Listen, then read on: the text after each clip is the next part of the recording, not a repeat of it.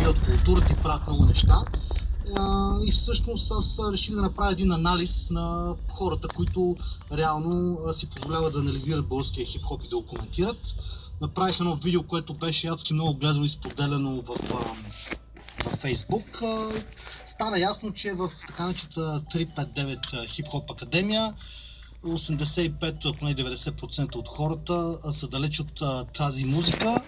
Някои може да слушат просто като фенове, но не могат да оценяват, но пък затова установихме, че доста от хората са свързани с така наречената поп-фолк индустрия, т.е.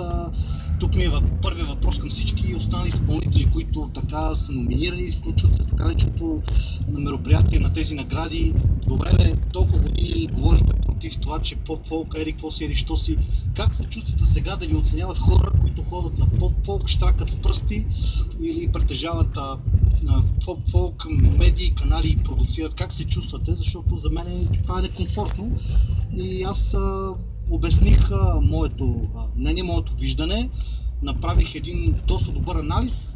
До ден днешен от организаторите няма никакъв отговор и коментар. Преди, когато на времето Спенс скача срещу тях, те имаше едни полемики през медиите, говори се, писа се.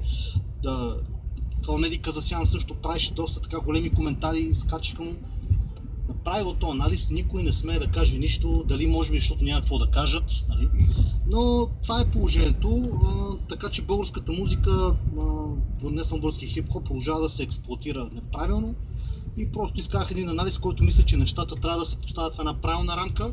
Всички такива хора, които не работят коректно, защото след анализа доста хора се свързаха с мене да ми обяснят как не са получили пари, как са завлечени от Мария Бонева. Отделно от Music Autor свързаха с мен, за да ми обяснат, че тя все още не си платила авторските права за концерта, фестивал, който беше миналата година в Пловдив, с участието на Рик Рос, но пък тя си слага снимка във Facebook, казва Рик Рос ме е признал. Чува се дали ще я признае, като разбере, че още не си му платил за авторските права. И такива неща, това е в общи линии.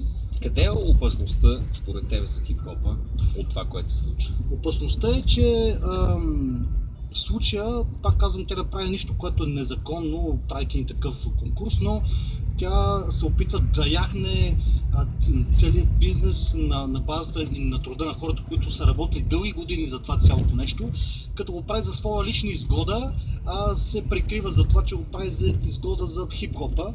Съответно, тя подвежда доста спонсори, случват се доста неща, което естествено дава негатив върху хип-хоп изпълнителите.